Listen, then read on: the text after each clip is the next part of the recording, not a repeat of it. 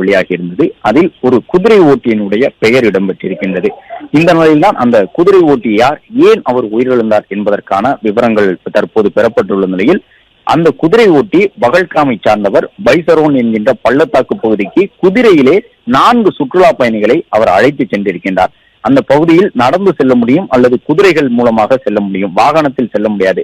பகல்கோமில் இருந்து அந்த பைசரோம் என்கின்ற பகுதி வரை குதிரைகள் மூலமாகத்தான் பயணிக்க முடியும். அந்த அடிப்படையில் தான் இந்த குதிரை ஓட்டி அந்த புல்வெளிக்கு வரக்கூடியவர்களை அழைத்து செல்லக்கூடிய ஒரு பயணத்தின் சுற்றுலா பயணிகளை அழைத்து செல்லக்கூடிய நபராக இருந்திருக்கின்றார்.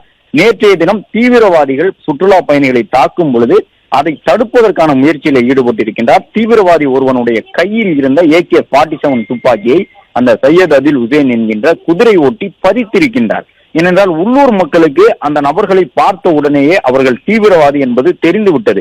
சுற்றுலா பயணிகள் தான் அவர்கள் இந்த பகுதியில் நடமாடக்கூடிய இராணுவத்தை சார்ந்தவர்களாக இருப்பார்கள் என்ற நம்பிக்கையோடு அங்கு இருந்திருக்கின்றார்கள், சற்று எச்சரிக்கை குறைவாக. ஆனால் உள்ளூர் மக்கள், குறிப்பாக இந்த குதிரை ஓட்டி குறிப்பிட்ட அந்த நபர்களை பார்த்த உடனேயே இவர்கள் வன்முறை செயலில் ஈடுபடக்கூடிய நபர்கள், தீவிரவாதிகள் மக்களை தாக்க வந்திருக்கின்றார்கள் என்று தெரிந்தவுடன் ஒரு தீவிரவாதியின் கையில் இருந்த AK-47 துப்பாக்கியை பறித்து மற்ற தீவிரவாதிகளையும் தாக்குதல் நடத்தக்கூடாது என்று எச்சரிக்கும் துணியில் செயல்பட்டிருக்கின்றார். அதன் காரணமாகவே இந்த குதிரை ஓட்டியான சையத் அதில் உசேன் என்பவரும் கொடூரமான முறையில் சுட்டுக் கொல்லப்பட்டிருக்கின்றார் என்ற தகவல் தற்போது வெளியாகி இருக்கின்றது.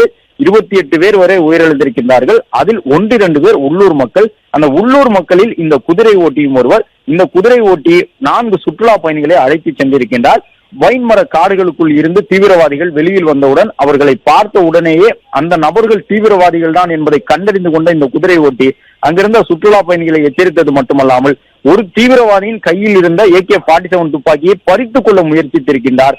அப்போது கோபமடைந்த தீவிரவாதிகள் சுற்றுலா பயணிகளோடு சேர்த்து இந்த உள்ளூர் குதிரை ஓட்டியையும் கொடூரமான முறையிலே தலையிலே சுட்டுக் கொண்டிருக்கின்றார்கள் என்ற தகவல் தற்போது கிடைத்திருக்கின்றது.